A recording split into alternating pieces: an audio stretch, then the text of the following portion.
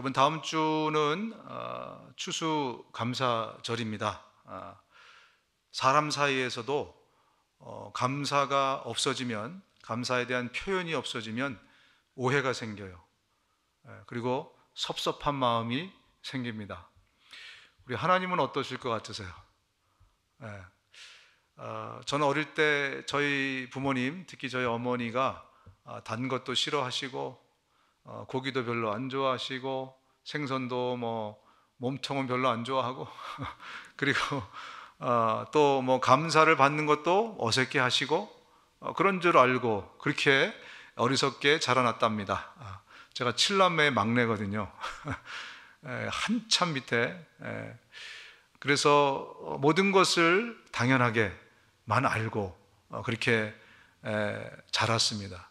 나중에 제가 성인이 돼서 참 얼마나 후회가 되고 얼마나 내가 어리석었는가 그런 생각을 좀 해볼 때가 있었어요. 특히 부모가 돼 보니까 참 그렇더라고요.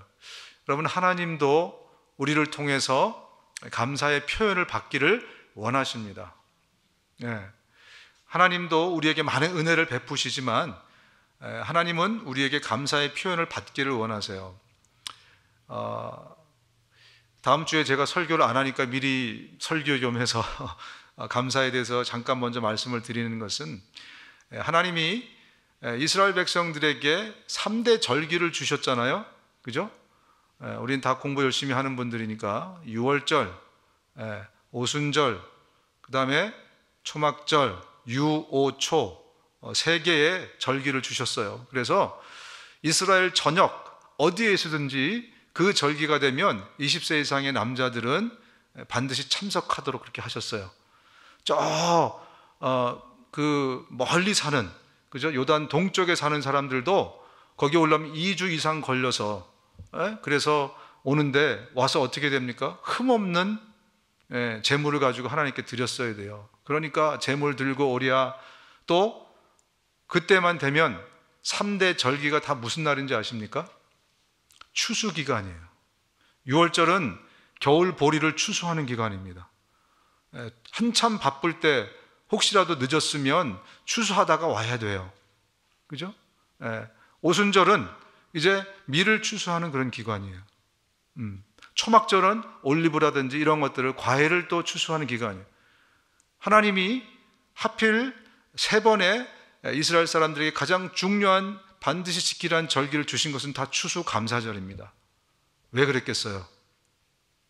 감사를 잊지 않도록. 여러분, 이스라엘 백성들이 이 3대 절기를 잘 지켰을 때 어떤 결과가 일어났습니까? 타락하지 않았어요. 3대 절기를 잘 지켰을 때는 이스라엘이 더 엄청난 복들을 받았어요. 그런데 언제부터 문제가 생겼냐면, 바쁘다고, 힘들다고, 잊어먹고 혹은 일부러 그 절기를 지키지 않을 때부터 이스라엘 백성들의 삶에 문제가 생겼어요. 저는 그렇게 생각합니다. 감사는 굉장히 영적인 거예요. 여러분, 감사는 굉장히 영적인 겁니다. 그런데 참 감사하게도 하나님께서 우리의 형편과 사정을 아시기 때문에 소를 드릴 수 있는 사람은 소를 드렸어요. 그게 안 되는 사람은 양을 드렸습니다. 그게 안 되는 사람은 비둘기를 드렸어요. 그것도 안 되는 사람은 곡식을 드렸습니다. 여러분, 감사는 반드시 영적인 것이기 때문에 하라는 것입니다. 그러나 소 드릴 수 있는 사람은 소 드리면 돼요. 부담 느끼시지 마시기 바랍니다. 내 안에서, 내 것에서 최선을 가지고 하나님께 드리는 것이 하나님이 받으시는 감사입니다. 그래서 무엇을 드리시든지 여러분들이 특별히 이 감사절기를 맞이해서 한 해 동안의 감사를 다시 한번 깊이 생각해보고, 이번 한 주간 동안에, 그리고 내 안에서 최선이 곡식이면 그걸 드리면 됩니다. 부담 갖지 마시고 그렇게 어떤 모양이든지 우리의 감사를 하나님께 표현할 수 있는 그런 다음 주 추수 감사절이 되었으면 좋겠습니다. 아멘. 여러분, 우리 그리스도인들을 성경에서는 여러 가지 모양으로 표현을 하고 있어요. 그 중에 하나가 데살로니가 전서에 보면 빛의 자녀다, 빛의 자녀다, 이렇게 우리의 아이덴티티를 말해주고 있습니다. 한번 따라해 보실까요? 나는 빛의 자녀다. 말씀은 이렇게 되어 있어요. 여러분은 모두 빛의 자녀요 낮의 자녀입니다. 우리는 밤이나 어둠에 속한 사람이 아닙니다. 그러므로 우리는 다른 사람들처럼 잠자지 말고 깨어 있으며 정신을 차립시다. 여러분들은 빛의 자녀라고 여러분이 누구인지를 바울이 데살로니가 전서를 통해서 말씀해 주고 있습니다. 빛의 자녀라는 것은 어둠의 자녀가 아니라는 뜻이고 밤의 자녀가 아니라는 뜻이에요. 우리는 낮의 자녀, 빛의 자녀다. 이게 우리의 신분이라고 말씀을 하고 있습니다. 그러면서 말씀하시기를 졸지 말고 정신을 차려라 이렇게 말씀하고 있거든요. 잠자지 말고 졸지 말고 정신을 차려라. 왜냐하면 우리가 빛을 비추는 것도 중요하지만 사실 그거 이전에 나 자신을 위해서 그렇게 하라는 겁니다. 우리가 빛의 자녀이기 때문에 우리에게 익숙한 것은 일어나 빛을 발하라. 여기에 굉장히 익숙하죠. 그죠? 그런데 그것 이전에 바로 이 말씀이 우리에게 강조하고 있는 것은 우리가 어떤 빛을 비추기 전에 나 자신을 위해서, 남을 위해서 뭔가 하기 전에 나 자신을 위해서 깨어나라는 겁니다. 빛을 발하는 것입니다. 그 의미가 무엇인지 오늘 본문 말씀과 연결해서 같이 한번 들여다보도록 하겠습니다. 본문으로 들어가겠습니다. 아그리빠 왕이여, 그러므로 하늘에서 보이신 것을 내가 거스르지 아니하고 먼저 다메섹과 예루살렘에 있는 사람과 유대 온 땅과 이방인에게까지 회개하고 하나님께로 돌아와서 회개에 합당한 일을 하라 전함으로 유대인들이 성전에서 나를 잡아 죽이고자 하였으나. 오늘 바울이 지금 뭐라고 얘기하고 있냐면, 나는 예전에 침례 요한이 전했던 그 메시지, 회개하라, 그리고 돌아와라, 그 메시지를 똑같이 자기는 여러 이방 사람들과 유대인들에게 똑같이 전했는데 침례 요한은 죽이려고 하지 않았어요. 그죠? 그런데 나는 온통 살해 협박을 받았고, 그리고 마지막에 예루살렘에서 바로 이 사람들이 나를 죽이려고 했습니다. 그 얘기를 지금 하고 있습니다. 유대인들이 말입니다. 침례 요한이 회개하고 돌아오라고 얘기했을 때는 가만히 내비두더니 왜 바울이 이 메시지를 전했을 때는 바울을 죽이려고 했을까? 왜 그랬을까요? 먼저는요, 이 유대인들은 이방인들과 같은 선상에 놓고 동등하게 보는 것을 정말 싫어합니다. 유대인들이 갖고 있는, 아주 뼛속 깊이 갖고 있는 게 뭐냐면 선민사상이라는 거예요. 나는 하나님으로부터 특별하게 선택을 받은 민족이다. 그렇기 때문에 이방인을 개보다 못한 존재로 그렇게 아주 교만한 생각을 가지고 그들이 살았던 거예요. 그런데 바울이 전한 메시지에는 이방인들도 회개하고 돌아오면 아브라함의 자손처럼 영적인 아브라함의 자손이 될 수 있다. 저들도 구원받을 수 있다. 이 메시지를 던졌기 때문에 그렇습니다. 그런데 말입니다, 보다 근본적인 이유가 뭐냐면 사실은 그들이 회개하기 싫어서 그래요. 왜 회개하기 싫었냐면 그들은 이미 회개할 필요가 없다고 생각하면서 살고 있었기 때문에 그래요. 그들에게 있어서 구원이란 뭐냐면 율법을 잘 지키는 거였어요. 그들에게 있어서 선은 무엇이냐면 율법을 잘 지키는 것이 선이었어요. 그들에게 있어서 의가 무엇이냐면 율법을 잘 지키는 것이 의였어요.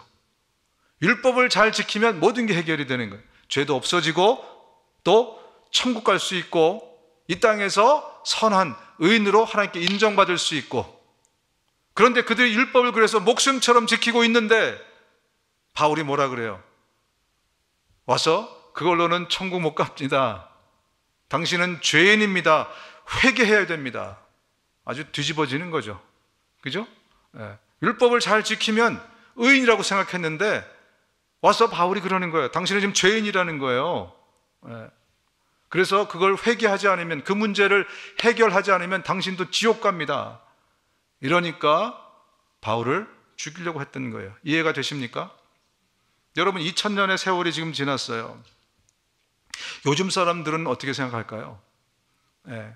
요즘에도 많은 사람들에게 당신은 죄인입니다. 그러면 어떤 결과가 돌아오죠? 뭐라고?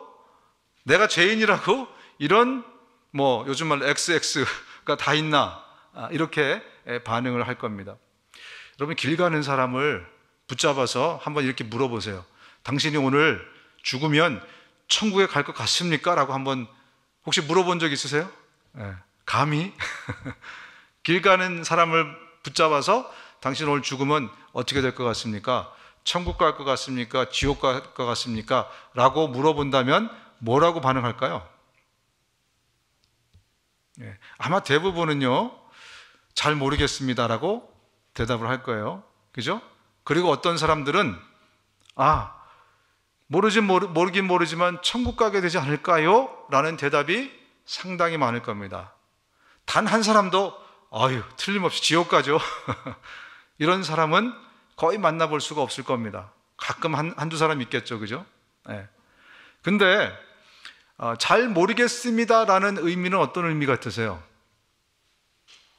적어도 천국은 모르겠지만 지옥은 아닐 겁니다. 그런 의미 같아요. 그죠? 대부분 사람들이 말하는 것을 들어보면 천국 가는 것은 자신 없지만 지옥은 안 갑니다. 이게 많은 사람들이 공통점으로 갖고 있는 생각들이에요. 왜 그런지 아세요? 예전에 2000년 전에 유대인들은 율법을 지키면 천국 간다고 생각했지만 요즘에 많은 사람들은 착하게 살면 천국 간다고 믿고 있기 때문에 그래요. 아니, 적어도 착하게 살면 지옥은 안 간다. 여러분 동의하십니까? 여러분들도 예수 믿기 전에 그렇게 생각하지 않으셨어요? 그죠? 내가 착하게 살고 남에게 해코지 안 하면 적어도 지옥은 안 간다. 고로 천국 갈 자신은 없지만 지옥은 안 갈 것이다. 근데 여러분이 나타나서 여러분은 죄인입니다. 회개하지 않으면 지옥 갑니다. 그럼 어떤 반응이 나올 것 같아요? 이런 팔을 아마 걷어붙이고 뭔가 좀 그런 리액션이 나올 수 있습니다. 여러분, 인간은요, 자기 자신의 내면을 정확히 볼 수 없습니다. 여러 가지 이유가 있겠지만 가장 큰 이유가 뭔지 아세요? 성경은 그 가장 큰 이유를 우리의 내면이 너무 어둡기 때문이다 라고 말씀하고 있어요. 우리의 내면, 우리의 중심을 내가 정확하게 볼 수 없는 이유는 우리의 내면이 너무너무 어둡기 때문에. 그래서 이 내면을 여러분들이 보려면, 정확히 보려면 빛이 있어야 됩니다. 그 빛이 어디에서 와야 하는가? 성경은 이렇게 말씀하고 있습니다. 다 같이 한번 읽어볼까요? 히브리서 1장 3절입니다. 시작. 그 아들은 하나님의 영광의 광채이시며 하나님의 본성을 그대로 나타내시는 분입니다. 바로 그 빛. 그래서 이 바울은 그 빛을 참빛이라고 얘기했어요. 그냥 이 태양빛처럼 우리의 겉모습뿐만이 아니라 우리의 영혼의 내면까지도 볼 수 있도록 밝혀주는 빛이기에 그 빛이 참빛이다. 그래서 바울이 예수 그리스도가 죽음을 이기고 부활하셔서 우리에게 참빛을 비추고 계신 분입니다 라는 것을 계속해서 선포했다는 거예요. 그랬더니 돌아오는 반응이 뭐라고요? 살해 위협, 자기를 죽이려고 했던 거죠. 왜? 나는 어둡지 않아. 율법을 잘 지킴으로, 착하게 삶으로 나는 괜찮은 사람이야. 적어도 지옥은 안 가. 이렇게 계속해서 반응을 해왔다는 것입니다. 여러분, 예수라는 이 참빛으로 내 내면을 비춰봤을 때 그 빛 때문에 내 내면을 정확히 보게 된다면 그 누구도 바로 그 자리에서 주님 앞에 그냥 바로 꼬꾸라 엎드러져서 내가 죄인이구나, 내가 이렇게 정말 죽을 수밖에 없는 존재이구나 를 인정하지 않을 사람은 아무도 없습니다. 사람들에게 도덕적으로, 윤리적으로 정말 존경받고, 저 사람 정도면 정말 의인이야, 훌륭한 사람이야, 인격자야, 이렇게 많은 칭찬을 받고 살았던 사람들 중에서도 참빛으로 자기의 내면을 비춰봤을 때 자기의 내면을 보고 자기가 죽을 수밖에 없는 죄인이라는 것을 인정하지 않을 사람은 단 한 사람도 없습니다. 예수 그리스도의 빛이 아니면 인간은 죽기 전에 한번 하나님의 은혜 가운데 자기 자신의 어떤 삶을 쫙 돌아볼 수 있는 기회를 한번 주어진다고 성경에는 없지만 많은 사람들이 이야기를 통해서 들었습니다. 그래서 필름처럼 자기의 삶이 한번 쫙 지나간다 그러더라고요. 이렇게 죽음 체험한 사람들 가끔 있잖아요, 그죠? 그런 분들 이렇게 얘기 들어보면, 여러분, 한국 사회에서 도덕적으로, 인격적으로, 윤리적 여러 가지 면에서 아주 존경받았던 인물 중에 하나가 성철 스님이라는 분입니다. 특히 불교계에서는 굉장히 이렇게 숭상을 받는 분이 성철 스님인데, 그분이 죽기 전에 이런 유언을 남겼다고 여러 목사님들이나 또 제가 자료를 찾아보니까 또 어떤 분들이 이렇게 썼더라고요. 이 성철 스님이 남긴 유언을 제가 잠깐 읽어드리겠습니다. 내 인생을 잘못 선택했다. 나는 지옥에 간다. 내 죄는 산보다 높고 바다보다 깊은데 내 어찌 감당하랴. 내가 80년 동안 포교한 것은 헛것이로다. 우리는 구원이 없다. 죄값을 해결할 자가 없기 때문이다. 딸 필희와 54년을 단절하고 살았는데 죽을 임종시에 찾게 되었다. 필희야, 내가 잘못했다. 내 인생을 잘못 선택했다. 나는 지옥에 간다. 성철 스님은 죽음이라는 피할 수 없는 인생의 마지막 관문 앞에 섰을 때 이런 고백을 할 수밖에 없었다는 것입니다. 인간은 그 누구도 자기 내면을 정확하게 밝게 비춰줬을 때 자기가 죄인이 아니라는 것을, 나는 의인이야, 나는 죄가 없어, 이렇게 이야기할 사람은 단 한 사람도 없을 것입니다.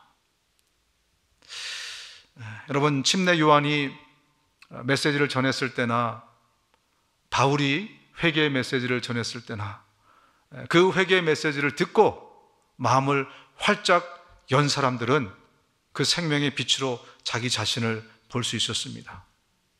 모든 사람들이 다 부인하는 것이 아니에요. 침례 요한이 복음을 전했을 때도 당시에 수많은 바리새인들이 그 복음을 듣고 마음의 문을 열고 예수 그리스도의 빛으로 자기 자신을 비춰봤습니다. 그리고 주님께로 돌아왔었습니다. 오늘 만약에 여러분 가운데 주님이 여러분 가운데 회개하라 라는 그 음성을 여러분들의 가운데 하셨다면 여러분의 마음을 활짝 여십시오. 그리고 여러분의 내면을 비춰보시기 바랍니다. 고집을 피우시면 안 됩니다. 고집을 피워서 육신적으로도 그렇지만 영적으로도 좋을 게 하나도 없습니다. 하나님이 말씀하셨을 때 너는 죄인이다, 착하게 사는 걸로 해결이 안 돼, 율법을 지키는 것으로도 해결이 안 돼, 너의 내면을 예수 그리스도의 빛으로 비춰봐야 돼.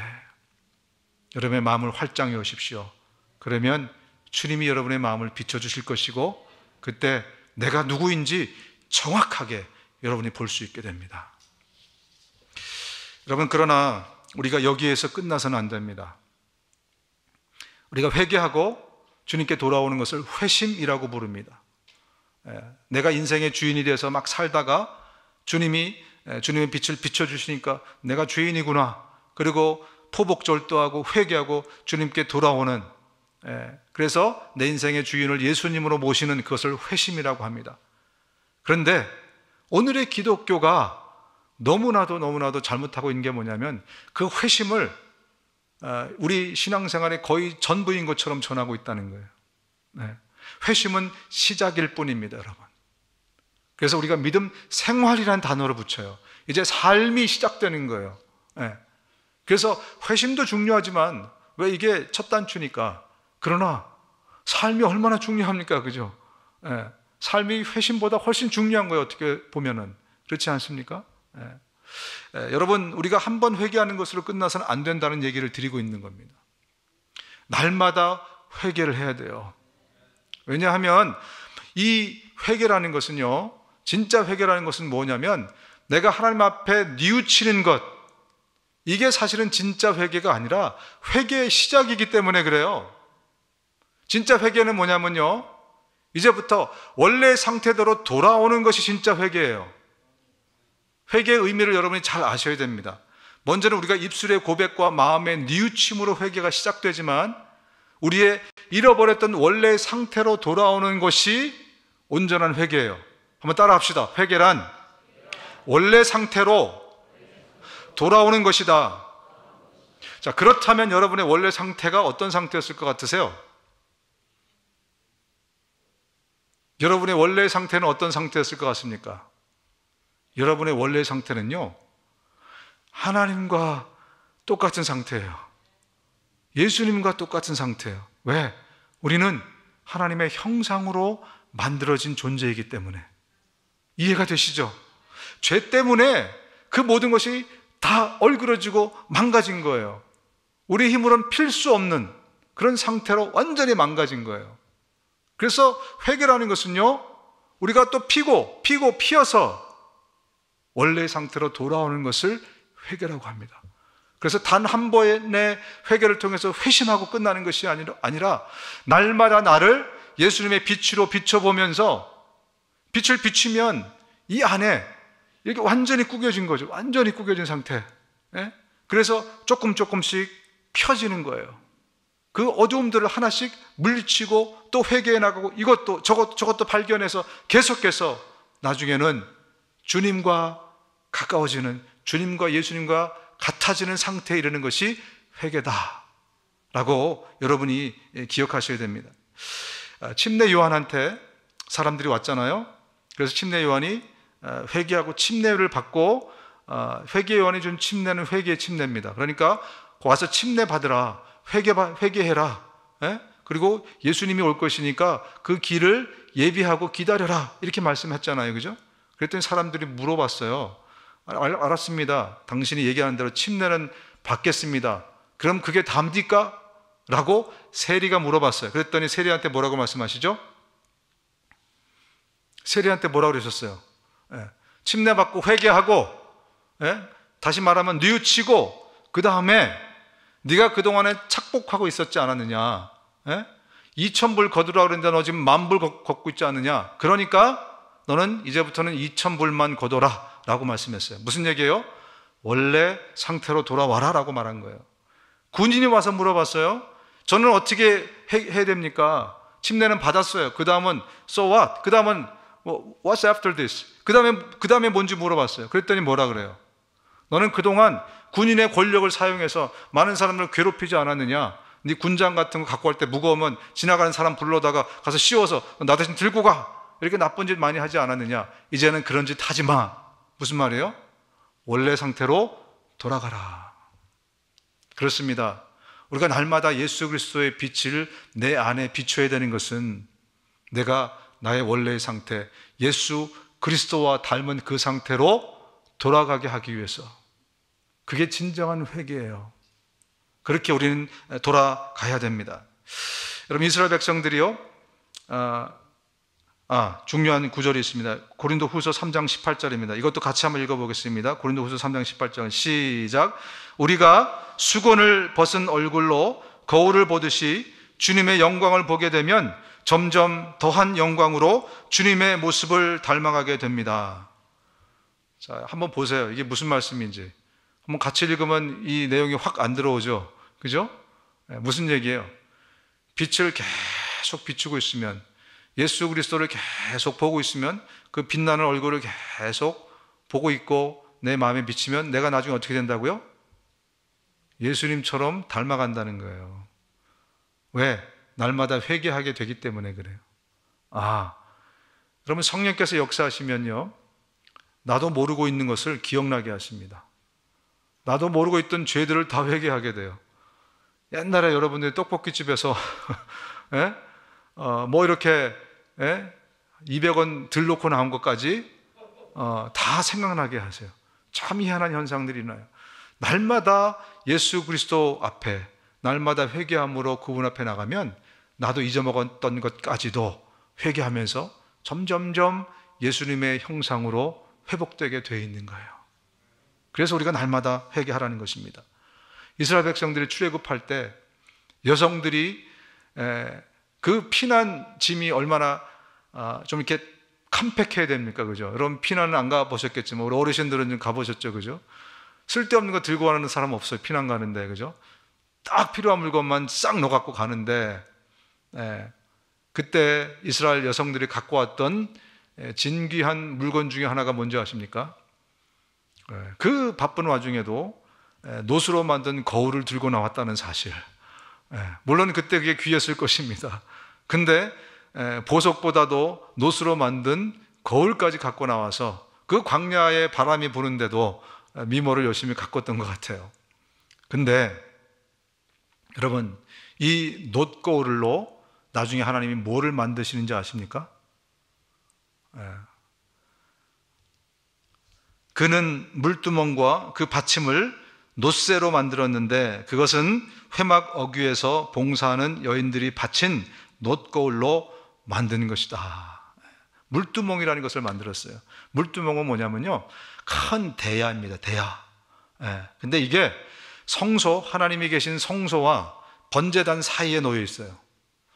번제단은 동물을 들여서 우리의 죄를 용서받는, 그죠? 회개하는, 어떻게 보면 현대의 우리의 저걸로는 회심하는 그런 일입니다. 근데 그 사이에 뭐가 있다고요?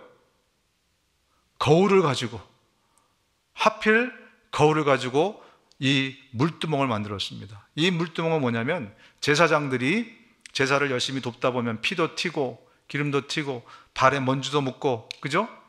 물두멍에서 하나님을 만나기 전에 반드시 해야 될 일이 물두멍에서 손을 씻고 발을 씻고 얼굴을 씻는 일입니다. 무엇을 의미하고 있습니까? 번제단에서 회심했지만 우리는 하나님 앞에 가기 전에, 하나님을 만나기 전에는 날마다, 매 순간마다, 그때마다 회개해야 된다는 거예요. 회개가 여러분의 삶이 되시기를 바랍니다. 왜냐하면 회개는 나의 원래 모습대로 돌아오게 하는 거예요. 죄를 가지고서는 주님을 만날 수 없기 때문에 그렇습니다. 부지불식간에 지었던 죄가 있지 않겠습니까, 여러분? 여러분 그렇게 머리가 좋으세요? 늘 기억하세요? 저도 어쩌다가 그냥 던졌는데 그 말이 누군가에게 꽂혀서 큰 상처를 주고 죄를 짓게 되는 말들도 있더라고요. 회개라는 것은 그래서 주님 앞에 나가기 전에 날마다 해야 돼요. 그러면서 내가 예수님처럼 변해 가는 것입니다. 또 하나 우리가 늘 회개해야 되는 것은 하나님께서 우리를 쓰셔야 되기 때문에 그래요. 하나님은요, 천사를 통해서도 하나님이 직접 일하실 수 있지만 저와 여러분들을 쓰시기 원하시지 않습니까? 그것을 우리 모두가 잘 알고 있지 않습니까? 그래서 이왕이면 하나님 앞에 쓰임받는 도구, 쓸모있는 인생으로 그렇게 좀 살고 싶어서 우리가 발버둥 치지 않습니까? 이왕이면 우리 자녀들이 정말 하나님의 영광을 마음껏 드러내고 어디 가서든 정말 사람에게나 하나님에게나 꼭 필요한 그런 인재로 여러분 만들고 싶은 욕심이 있으시잖아요. 그죠? 하나님께서는 저와 여러분들을 쓰시기 원하는데 하나님이 쓰시는 사람은 어떤 사람인가? 유능한 사람인가? 아니면 유용한 사람인가? 하나님은 유능한 사람을 쓰시지 않습니다. 하나님은 인간의 능력을 가지고 하나님의 일을 하기를 원치 않으세요. 성경을 자세히 보시면요, 하나님은 그래서 능력이 있는 사람이 필요 있다 없다? 하나님은 능력이 있는 사람이 필요 없어요. 하나님은 깨끗한 사람이 필요합니다. 하나님의 능력을 담을 그릇이 필요한 거예요. 왜냐하면 하나님이 인간의 능력을 써서 하나님이 일을 하시지 않기 때문에 그렇습니다. 그래서 말씀에도 보면 이렇게 말씀합니다. 그러므로 누구든지 이러한 것들로부터 자신을 깨끗게 하면 그는 주인이 온갖 좋은 일에 요긴하게 쓰는 성별된 귀한 그릇이 될 것입니다. 아멘. 우리는 우리 개인의 욕심 때문에 혹은 사회에서 가르치는 그 잘못된 교육 때문에 우리 자녀들을 유능한 사람으로 만들려고 해요. 그래서 네가 공부 잘해야 돼.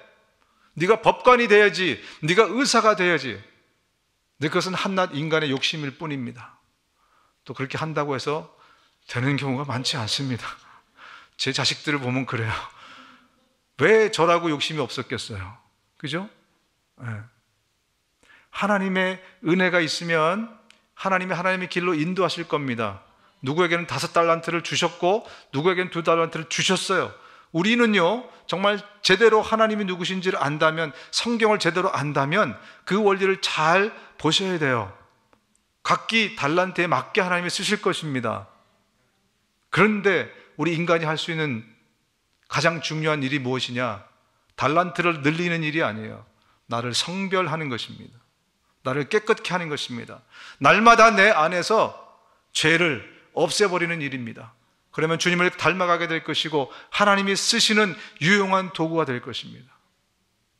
그래서 여러분들이 날마다 회개를 해야 되는 것입니다.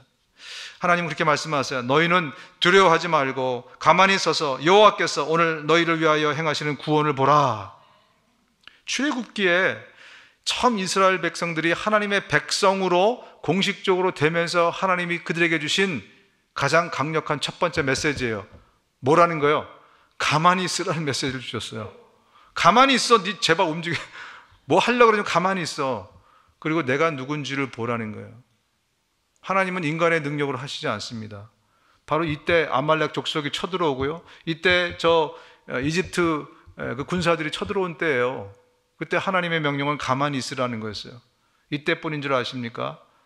저 산헤립이라는 이 아시리아의 이 나라가 쳐들어왔을 때, 덜덜 떨고 있을 때 주님이 이렇게 말씀하십니다. 그가 땅끝까지 전쟁을 쉬게 하시며 활을 꺾고 창을 끊으며 수레를 불사르 시른도다. 이르시기를 너희는 가만히 있어 내가 하나님 됨을 알지어다.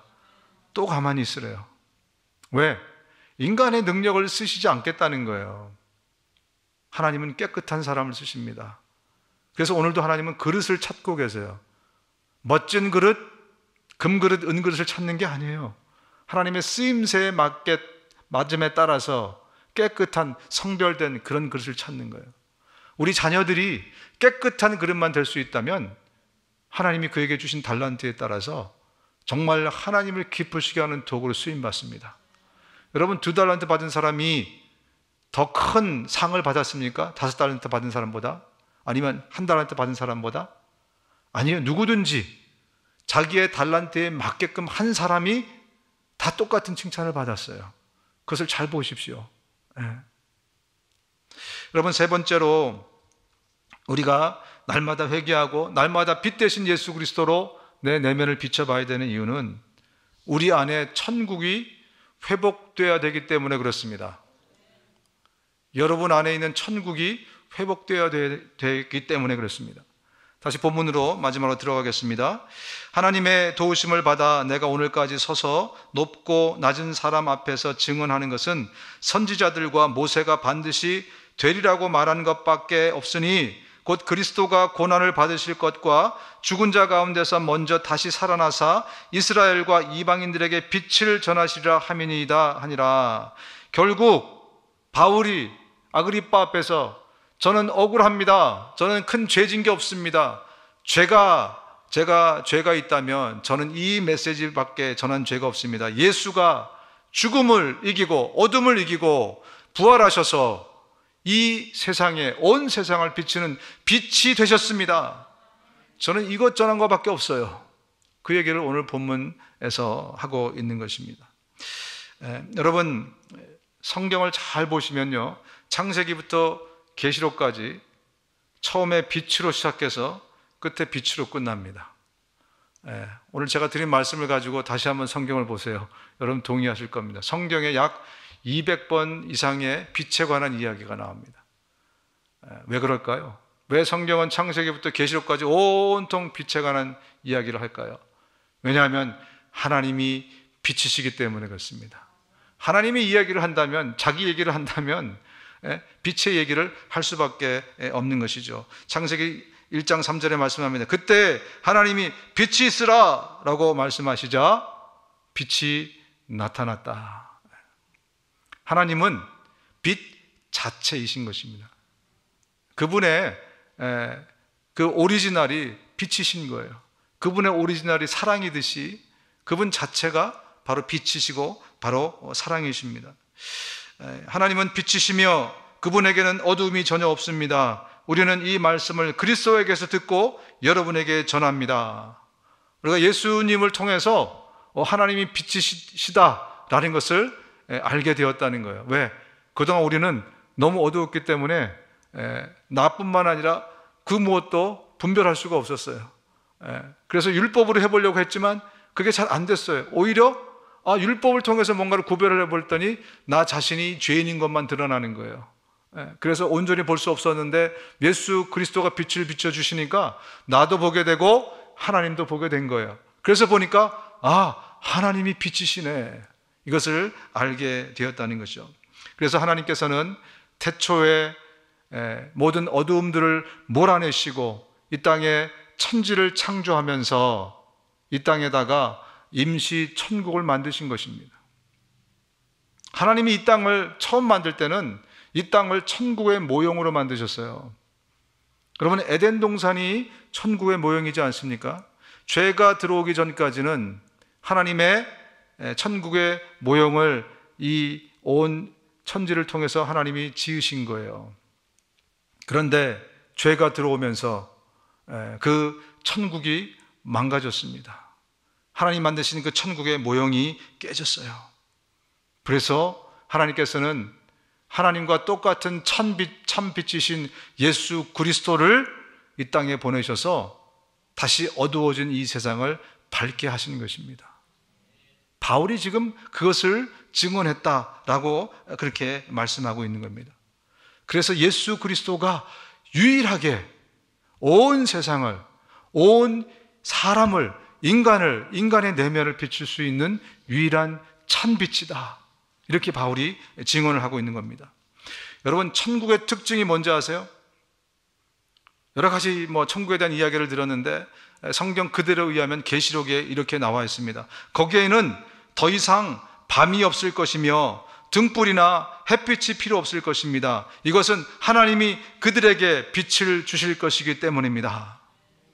창세기도 천국의 모형에 대한 이야기를 하면서 빛에 대한 얘기를 하셨지만 계시록에도 마지막에도 이제 말씀하십니다. 천국에 대해서 말씀하시면서 빛에 대한 이야기를 하십니다. 왜 천국에 빛이 없다고요? 태양이 필요 없는 이유는 하나님이 빛이시기 때문에 이제 피조물 빛은 필요가 없다, 이런 말씀을 하고 있습니다. 천국은 밤이 없습니다. 그래서 밤이 있을 수가 없습니다. 등불이 없습니다. 하나님이 빛이시기 때문에 그래요. 그 이야기는 뭐냐면 거기에는 밝음만 있다는 거예요. 밝음. 우리의 내면도 거기에서는요 밝음만 있기 때문에 어둠이 만든, 죄가 만든 죄의 자식들, 마귀의 자식들이 거기 없습니다. 그 자식들이 뭡니까? 슬픔. 이 말씀대로 슬픔이 없고 고통이 없고 하나님이 친히 그들과 함께 계시고 그들의 눈에서 모든 눈물을 닦아주실 것이니 다시는 죽음이 없고 슬픔도 울부짖음도 고통도 없을 것이다. 죽음의 offsprings, 죽음의 자식들, 슬픔, 낭망, 좌절, 우울함, 여러분들이 갖고 있는 안 좋은 필링들, 거기에는 하나도 없을 것이라는. 왜? 참 밝음이 거기에 있기 때문에. 그래서 천국에는 밤이 없고 밤의 자식들도 없는 겁니다. 오직 하나님의 자식, 빛의 자식, 낮의 자식만 있는 것입니다. 그런데 말입니다, 성경을 보다 보니까 예수님이 이런 말씀하셨어요. 바리새인들이 예수님을 만나서 이런 질문을 합니다. 언제 당신의 나라가, 하나님의 나라가, 천국이 이 땅에 임합니까? 우리 성경 공부 시간에도 말씀드렸지만 그들의 기대는 뭐냐면 유대 땅 어딘가인가 메시아가 오시면 천국을 거기다 만들 것이다 라고 기대했던 거잖아요. 그죠? 그러니까 메시아라고 주장하는 예수님이 나타났어요. 그러니까 당시의 종교 지도자인 그들이 물어본 거예요. 그러면 언제 당신이 그 나라를 건설할 거냐? 이게 뭐냐면 유대 땅 어딘가에 지금 그게 만들어질 텐데, 천국이 있을 텐데 그거 언제 하실 거냐고 물어본 거예요. 그랬더니 예수님이 아주 생뚱맞는 대답을 하시죠. 자, 같이 한번 읽겠습니다. 누가복음 17장입니다. 시작. 하나님의 나라는 볼 수 있게 오는 것이 아니며 또 여기 있다 저기 있다 하고 말할 수도 없다. 왜냐하면 하나님의 나라는 너희 안에 있기 때문이다. The kingdom of God is within you. 여러분 안에, 당신 안에 있을 것이다. 그들은 유대 땅 어딘가에다가 그걸 건설할 줄 알았는데 예수님이 뭐라고 말씀하신다고요? 아니야, 유대 땅 어디가 아니라 인간의 어딘가에다가, 인간에게 내가 임시천국을 건설하실 거야 라고 말씀하셨어요. 이해가 되십니까? 예. 아주 주님이 주신 엄청난 깨달음이라고 저는 생각합니다. 예. 여러분, 그래서 여러분 안에 있는 것이 뭐라고요? 천국입니까? 지옥입니까? 확신이 저쪽은 별로 없으니까 이쪽 지역은 많이 계시는데 저쪽 지역은 아직. 여러분 안에 있는 것이 천국입니까? 지옥입니까? 천국은 어디 있다고요? 저 유대 땅 어딘가에 있는 게 아니에요. 예수님이 분명히 말씀하셨습니다. 인간 안에 임시 천국을 만들겠다. 우리가 갈 영원한 천국의 모형은, 그 모형은 더 이상 에덴 동산도 아니고 유대 땅 어딘가 예루살렘도 아니고 바로 우리 안에 천국의 모형을 만드시겠다고. 근데 문제가 뭐죠? 왜 우리의 마음은 자꾸 지옥 같은 것인가? 우리의 마음에 하나님이 천국을 건설하셨는데, 예수님이 오시면서 우리 마음에 천국을 건설하셨는데, 임시천국 이 안에 있는데 왜 여러분의 삶에는, 여러분의 마음은 늘 지옥 같은 그런 마음, 그런 생각, 그런 환경 가운데 살아가고 있는가? 이것이 문제로다. 여러분, 왜 우리의 마음이 때로 지옥 같게 될까요?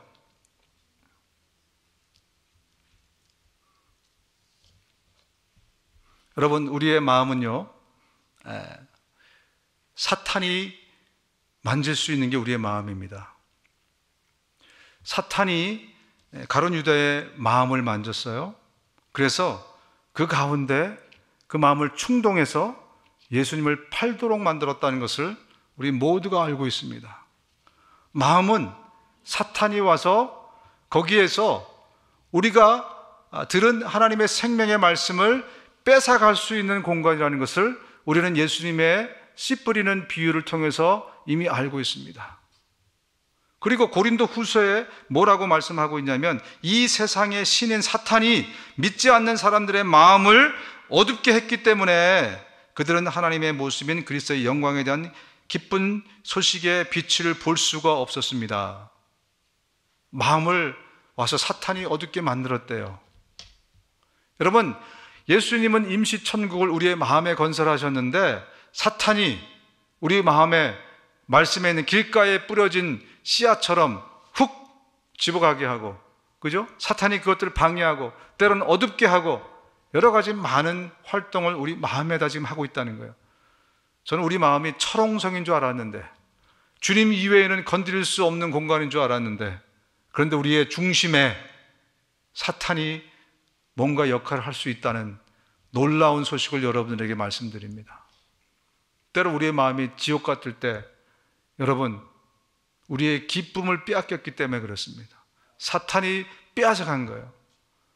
여러분, 우리는 밖에 폭풍이 몰아치고 엄청난 어떤 환난과 그런 고통이 와도 너의 마음을 지키라고 말씀하신 바대로 우리의 마음을 지키면 사탄이 그것을 빼앗아갈 수 없었을 텐데, 회개하고 주님께 나아가면 가룟 유다가 그 마음을 사탄에게 조종당하지 않았을 텐데, 예수님이 몇 번씩이나 기회를 주셔서도 그가 회개하지 않았습니다. 우리가 날마다 회개해야 되는 이유는 바로 이것 때문에 그렇습니다. 우리의 마음에 건설하신 천국을 빼앗기지 않기 위해서는 날마다 그 예수 그리스도의 빛으로 나를 비춰봐야 됩니다. 그래서 사탄이 넣는 생각들, 사탄이 노는 그 손을 뿌리쳐야 되고, 사탄이 마음을 어둡게 하려고 했을 때 그것을 물리쳐야 됩니다. 여러분의 어떤 circumstance, 여러분의 어떤 그 환경과 상관없이 여러분의 마음을 뺏기지 마시기 바랍니다. 늘 예수 그리스도 그 참빛으로 여러분의 마음을 비추면 우리는 절대로 우리의 천국을 빼앗길 수 없습니다. 나는 빛으로서 세상에 왔다. 그것은 나를 믿는 사람은 아무도 어둠 속에 머무르지 않도록 하려는 것이다. 왜 여러분 미워하면서 그 미움 때문에 여러분의 천국을 빼앗기십니까? 왜 질투하면서 그 질투 때문에 마귀에게 마음을 내어줘서 그 마음을 빼앗기십니까? 여러분, 지갑 잃어버린 적 있으세요? 저 가끔씩 지갑을 잃어버리는데 그때마다 너무너무 아깝고 안타깝습니다. 그 돈을 내가 그거를 내가 괜히 또 지갑을 또 선물 받은 건데, 그때마다 저는 그런 생각해요. 원래 주인이 찾아갔다. 아니면 원래 이것은 내 것이 아니었다. 그렇게 제가 막 생각하고 나를 설득한 다음에야 그 아쉬움이 사라져요. 제가 왜 그렇게 할까요? 잠을 못 자기 때문에 그래요. 제 마음에 하회와 같아서 그런 게 아니고요. 그렇게라도 하지 않으면 해결이 안 되기 때문에 그럴 정도로 너무너무 안타까워요. 여러분, 근데 제가 사람들을 볼 때 마귀에게 내 평안을 빼앗기고 내 기쁨을 빼앗기고 내가 당연히 누려야 될 천국을 빼앗기면서 지갑 잃어버리는 것만큼 그렇게 안타까워하고 그렇게 잠 못 자고 하고 그런 사람을 본 적이 없다는 사실입니다, 여러분. 지갑을 잃어버린 것보다 내 안에 건설하신 천국을 잃어버리는 것이 훨씬 더 안타까운 일입니다. 저와 여러분들은 세상이 어떻게 돌아가시든지 간에 세상을 보지 마십시오. 예수님이 베드로에게 오라 그러잖아요. 물 위를 걸어서 오라. 근데 그가 바람이 휙 부니까 예수님이 아니고 세상 보다가 빠진 거 아니에요. 예수님이 아니고 세상 보면 빠지게 돼 있습니다. 천국을 잃어버리게 돼 있어요. 주님이 주시는 은혜를 놓치게 돼 있습니다. 바로 이것이 우리가 날마다 예수 그리스도의 빛으로 나를 비춰봐야 되는 이유입니다. 날마다 회개해야 되는 이유입니다. 여러분의 천국을 잃어버리지 마시기 바랍니다. 사망의 음침한 골짜기를 다닐지라도 해를 두려워하지 않는 것은 우리 안에 천국이 건설되어 있기 때문에 그렇습니다. 마지막으로 이 말씀을 같이 한번 읽어보겠습니다. 시편 이사야서 60장입니다. 60장 19, 20절입니다. 이건 주님의 약속입니다. 시작. 해는 더 이상 낮을 밝히는 빛이 아니며 달도 더 이상 밤을 밝히는 빛이 아닐 것이다. 오직 주님께서 너의 영원한 빛이 되시고 하나님께서 너의 영광이 되실 것이다. 주님께서 몸소 너의 영원한 빛이 되시며 네가 곡하는 날도 끝이 날 것이므로 다시는 너의 해가 지지 않으며 다시는 너의 달이 이지러지지 않을 것이다. 아멘. 여러분, 행복은 만드는 게 아닙니다. 행복은 세상은 행복을 만들라 그래서 여러분 열심히 뛰셨죠. 행복은 행복을 가진 자에게 받는 것입니다. 예수 그리스도가 여러분 안에 행복을 개런티 하셨어요. 천국을 건설하셨어요. 이번 한 주간도 여러분 그것을 누리시기 바랍니다. 빼앗기지 마시기 바랍니다. 함께 고개를 숙이고 기도하겠습니다. 여러분, 예수 그리스도 그 밝은 빛이 내 안에 들어오면 그때부터 우리 안에 정말 이 모든 놀라운 일들이 시작됩니다. 이 시간 정말 예수 그리스도를 영접하는 기도를 우리 모두가 같이 하겠습니다. 예수님, 내가 죄인으로 태어나 죄 짓고 살아가는 죄인인 것을 고백합니다. 나의 죄를 용서하여 주옵소서. 예수님이 내 죄를 대신해서 십자가에 죽으시고 부활하셔서 감사합니다. 내가 이제 예수님을 내 구세주요 인생의 주인으로 모시기 원합니다. 나를 불쌍히 여기셔서 내 마음에 들어오시옵소서. 이제 나를 다스려 주시고 하나님의 나라로 나를 인도해 주십시오. 예수님의 이름으로 기도합니다. 아멘. 아멘.